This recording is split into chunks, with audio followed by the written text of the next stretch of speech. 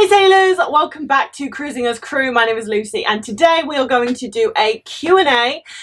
So on Instagram a few weeks ago now I asked you to ask me any questions that you have, and today that is what we're going to go through. So some of these questions are about like ship life in general, some of them are for me personally, so they're all interspersed. So yeah, I hope you want to know both, and I'm sorry if you don't. But if you do like this video, please press the like button and leave a comment because it helps me out with the algorithm. And if you're not subscribed already, consider pushing subscribe. But anyway, let's get into the questions. So one for me personally, what was your age when you joined cruise ships? I was 19 years old, but I very quickly turned 20. I think I got on board and then like 3 weeks into my contract I turned 20, so basically 20 years old, which was still young. I was one of the youngest on, I think I was the youngest on the ship for a while actually. Can you give a few tips to stay mentally strong at the beginning of the contract? I'm a new hire. You have to go on board prepared in that you're mentally ready that you're going to be working every hour God sends. And I think that's where the majority of people fall. Like they go on board a cruise ship and all they're thinking about is all the new places they're going to visit. Like, yes, you're going to do that, but you need to first focus on the amount that you are going to work, because it is going to be a shock to the system when you first get on board. So I feel like if you go on board prepared for that, like your mental state will just be a lot better. Whereas if you go on board thinking about how much you're going to be going out and exploring these ports, and then realizing that actually you're working a ton, that's where things can kind of fall. So just make sure you're concentrating on like, this is a job, I'm going there to work, I'm going to be working a lot, and a perk to the job is that I get to see some amazing places, but I'm not going on holiday, like I'm going to work. Are you allowed to wear spaghetti straps and have your midriff out? Yes, you're allowed to have your midriff out, like you're allowed to wear belly tops. I honestly have mine out all the time. Spaghetti straps, it depends on what cruise line. So on Royal Caribbean and P&O, no, you always had to have your shoulders covered. So like you could wear a t-shirt or like a short t-shirt, but you couldn't wear like vests or spaghetti straps. Don't really know why. I think it's because it just looks unprofessional. So yes to the midriff, but the shoulders always have to be away, because you know, shoulders are just so sexy. Do you usually save a lot? If yes, how do you save? Have you got any tips? Yes. So first off, you need to budget. And it is going to take you at least 2 weeks to figure out how much you need. Like, how much are you spending on internet? How much are you spending on coffee? How much are you spending out in ports? And then once you have gauged that, then you can make a budget for yourself and be like, okay, like I'm not paying rent, I'm not paying for a commute, I don't have to pay car insurance. Like the only things that I'm paying for are X, Y, and Z. So I realistically could survive on $300 to $400 a month. It might be less, it might be more. And then what you need to do is have another bank account. So I use TransferWise because it's easy to transfer. You can use it in any country and not get charged. Some people use Monzo, some people use Starling or Revolut.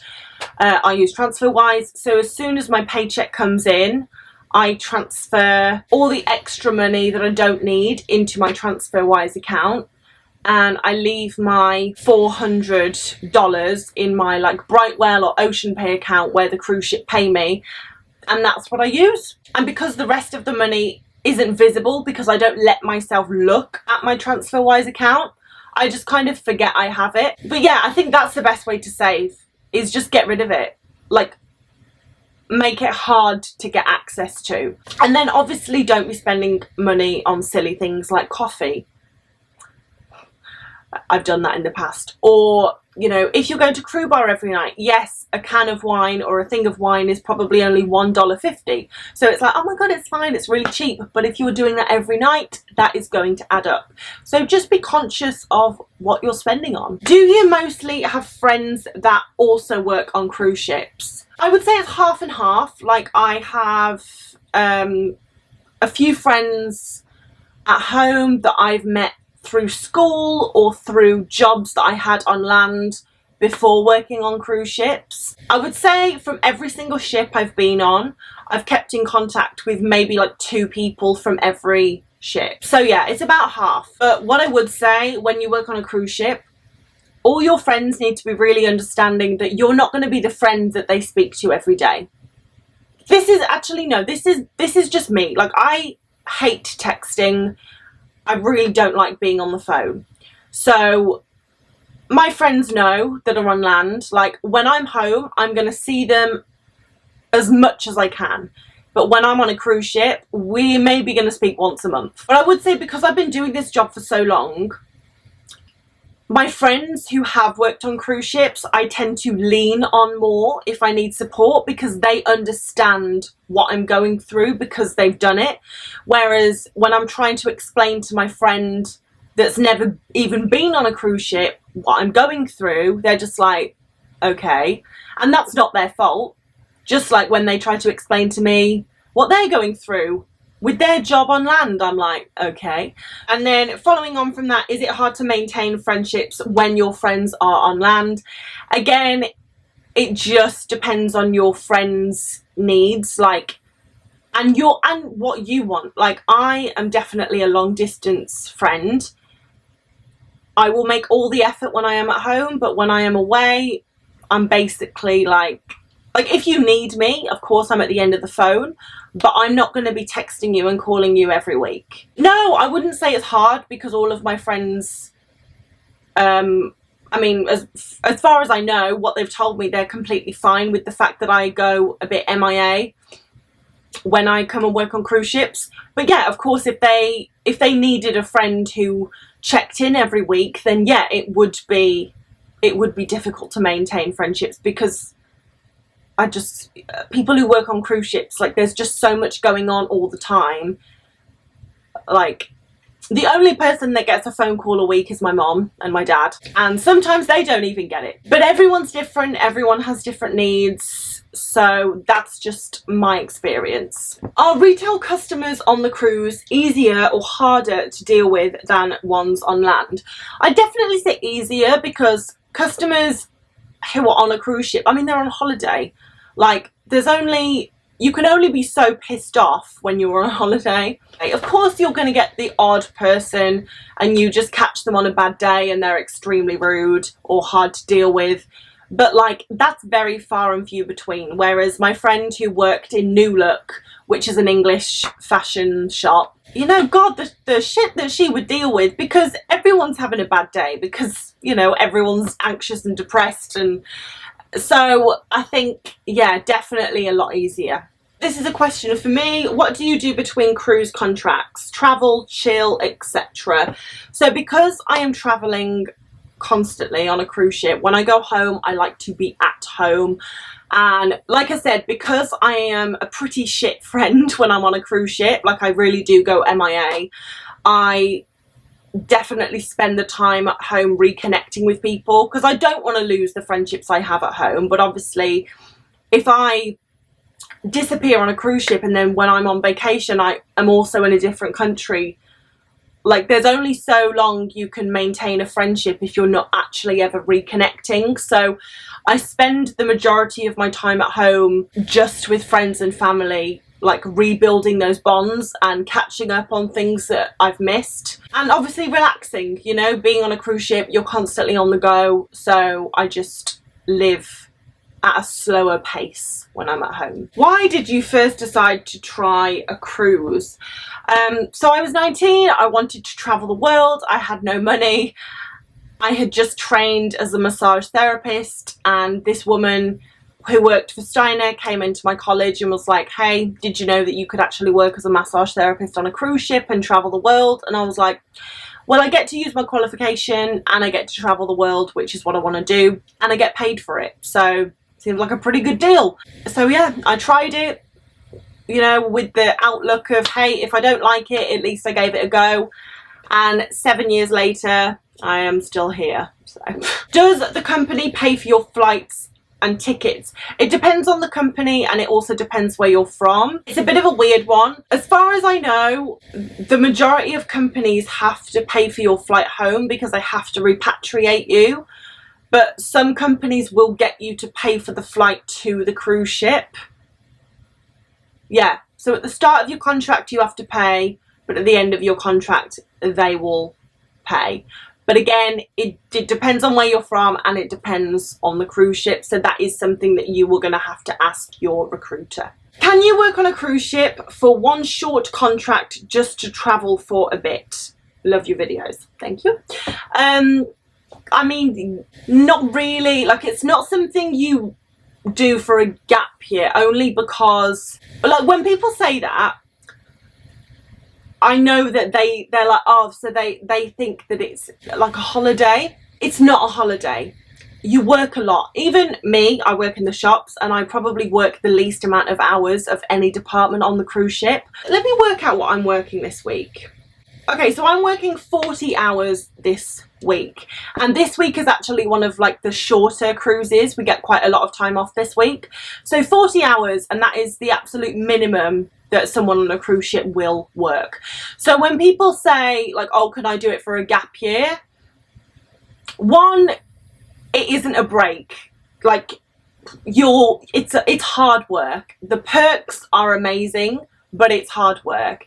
And secondly, it's very expensive to get on a cruise ship. Like, you have to get your medical, your STCW, all of your visas. You might have to pay for your flights to the ship, and maybe they'll reimburse you once you get on board, or maybe not. And when I worked for Steiner, I actually had to pay for training.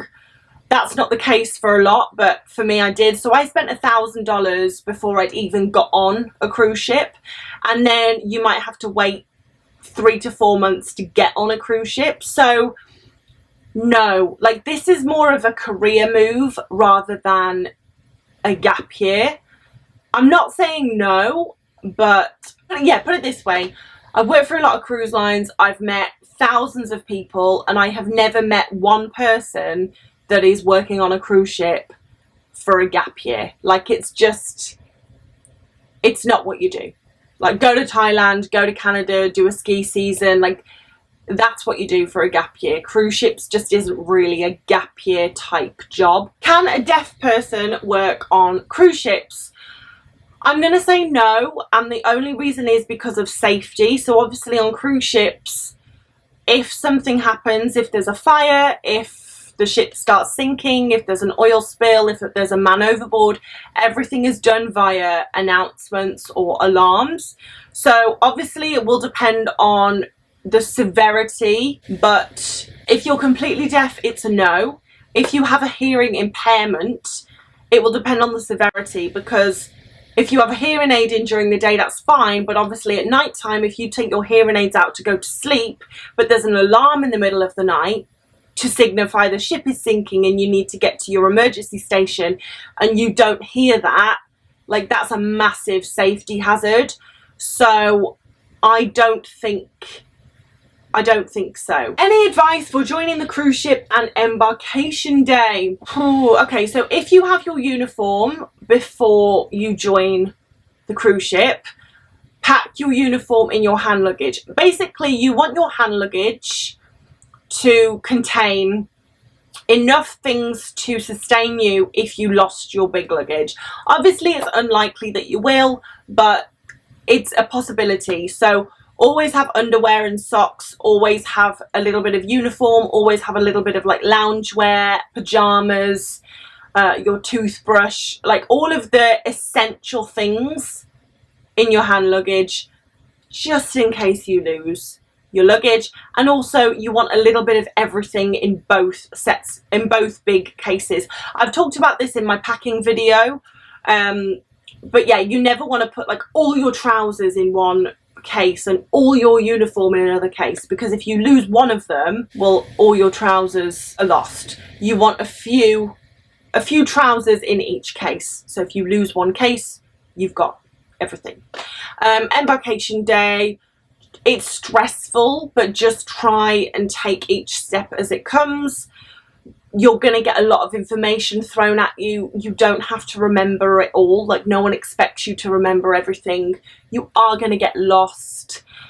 But yeah, just honestly, just take every step as it comes and try to enjoy it, and it will be fine. Are you going to do an interview for a SureX employee? I've had a lot of questions about the interviews because people really like the interviews, but they obviously want me to interview people that do the job that they're interested in. I have interviewed everyone that is willing to do an interview. So of course they're like, for example, the SureX team, there isn't anyone working in the SureX team currently who is comfortable on camera. So basically they don't want to do an interview, and I'm never gonna, well, I can't force anyone to do something they don't want to do, but I wouldn't, you know, that's just not in my nature. If you don't want to do it, that's absolutely fine. So I have asked pretty much every department at this point if they are willing to do an interview. So if I haven't interviewed someone from the department that you want me to, it's because they don't want to do it. So hopefully on my next contract, there will be someone in that department that will be willing to give an interview. Can you stay fit and healthy working on a cruise ship? You definitely can, but it's harder. There is, of course, a gym. There's a crew gym and a passenger gym. Depending on your status on board, depends whether you can use the sailor gym or the crew gym. But either way, there's a gym that you can use to stay fit. The hard part is the diet, because the mess doesn't always offer the most nutritional food. So supplements, protein powders, all of that, depending on how fit and healthy you want to stay, will depend on the amount of like supplements you bring with you. But yeah, the answer is, of course, yes, you can, but it is going to be harder. If you work in the shops, do you choose what shop you work in? Yes and no. So jewellery and watches are specialist positions. So yes, you will get hired specifically for that shop, because obviously I don't know anything about diamonds, so they couldn't put me in the jewellery shop because they'd be like, it's shiny, would you like it? I'd be useless. And the same with beauty, like it's specialist. You have to be trained in skincare. However, for like the shop that sells sweets, for the shop that sells the cruise line merch, or the sunglasses shop, or the handbag shop, no, you don't have to be specialist. So they hire shop staff and they will put you just in whatever shop they need you. And then once you are on board, you can say, hey, I'd actually really like to work in the beauty shop, or even the bag shop. And then when someone leaves and a space becomes available, they will move you around. So initially, you only get a say in what shop you go in if you are a specialist. But if you are hired as a general shop staff, you can have a say once you are on board. What are the best and the worst things about being a shoppy? The best thing is definitely the time off. I mean, we only work when the ship is at sea, so we get a lot of time off to go and actually explore the ports that we are in. That is the best part about being a shoppy. The worst part about being a shoppy is the money. I mean, the job's not hard. You very rarely have to deal with difficult customers. Like, it's fine. But yeah, the worst part is the money. Because, you know, because we don't work that much, we don't really get paid that much. But that's me, but that's obviously just my opinion, and I'm from England. There are people who work in the team that are from Colombia, Peru, India, and they think that the money is fine. It just depends where you are from. Are crew members that have only a US visa allowed to go off the ship in Europe with a non-EU visa? Okay, so basically a question about visas. So everyone who comes on board will have a C1D visa. You should have a C1D visa. This will allow you to get off in America and sail in American waters. If you are from Colombia, for example, and you're on a ship in Europe, the cruise line will apply on your behalf for a Schengen visa, which will allow you to get off in the Schengen area of Europe. So basically, wherever you're from, you will be able to get off wherever the ship is going, because the cruise line will ensure that you have the correct visas for where the ship is, if that makes sense. It might take a month. Like, for example, when I joined Royal Caribbean in Alaska, I could not get off for 3 weeks because I had to get my I-95, which is an American visa, and it took 3 weeks. So it might take a while, it might take 3 weeks, it might take a month, but you will get it. Are your lunch times at set times, or can you eat whenever, and how many breaks are there? This is a good question. Let's do a C day, for example. So the shops stay open from 10 till 11. They're obviously not going to close because people take a lunch break. So the lunch breaks are staggered and split into 3 groups, so there is enough people to cover the shops. So the first lunch break is 11:30 to 12:30, then 12:30 to 1:30, then 1:30 to 2:30. During those lunch breaks, everyone kind of moves around the shops to make sure that every shop has someone in it, is covered, and then everyone comes back, and then the dinner breaks start 5 to 6, 6 to 7, 7 to 8. And then everyone comes back. And I think it's pretty much the same in all departments. Like the chefs, not everyone is going to leave the kitchen at the same time, so they will also have staggered break groups. So no, when you're working, you can't just go for lunch whenever you want. You will be given a set lunch time, which is on rotation. But obviously, if you're not working, then yes, you can go and eat pretty much whenever you want. Are towels and linen supplied for crew? Yes, they are. You do not need to bring linen. You do not need to bring towels. They're provided for you. The only reason I would bring bed linen is if you want to like personalize your cabin. So on P&O, I took a nice like blue patterned bed cover, duvet cover, because I just wanted it to feel a little bit more homely. But you don't have to, like that will all be provided for you. And the same with loo roll, face towels, bath mats, like that will all be provided for you. How do you apply for a job on a cruise ship? It depends on the cruise line, it depends where you're from. If you are from America, Australia, England, like a Western country, you can usually apply through the cruise line's website. If you are from the Philippines, India, China, Romania, Brazil, Colombia, a non-Western country, I guess, you need to apply through a cruise ship agency. And basically I would just Google cruise ship agencies in your country to try and find the best one. But something you do need to be aware of is scams. So do a lot of research on a cruise ship agency before you apply through them, because cruise ship scams are a big thing. Like, you know, you'll apply to this agency, you'll think you're applying for a job, they'll reply and say, okay, send me $500 and I'll get your medical and your C1D visa and everything. You hand them $500 and never hear from them again, and don't get a job on a cruise ship. So just make sure that it is a legitimate cruise ship agency and not a scam site. What has been the core memory of your VV career? Oh my god. Honestly, so many of them. Like when Major Lazer and Diplo came on, the Scarlet Lady, when we were in New York, honestly one of the best nights of my life. When we all got to use the beach club in Bimini for the first time. On Scarlet, due to COVID, we were on board for 3 months. We did not get off the cruise ship for 3 months. So the first time we got off the cruise ship was in Bimini. I mean, that was incredible. All of these I've filmed, by the way. They're all videos that you can see. And honestly, that's what I love about this, is that all of my favourite memories I have on film, which is so wonderful. But just, I mean, it's just been amazing. I just love this company and everything they stand for and everything they're doing. It has just been wonderful, and I've just met the best people I could have ever wished to meet, and I'm just eternally grateful for my time with VV.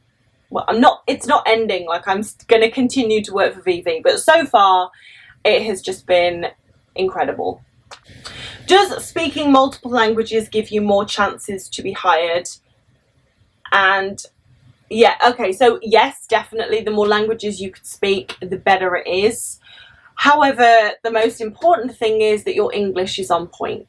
And this is easy for me to say because obviously English is my first language and I don't speak a second language, so it's rich coming from me. But like, everyone speaks English on whatever cruise ship you go. You need to speak English.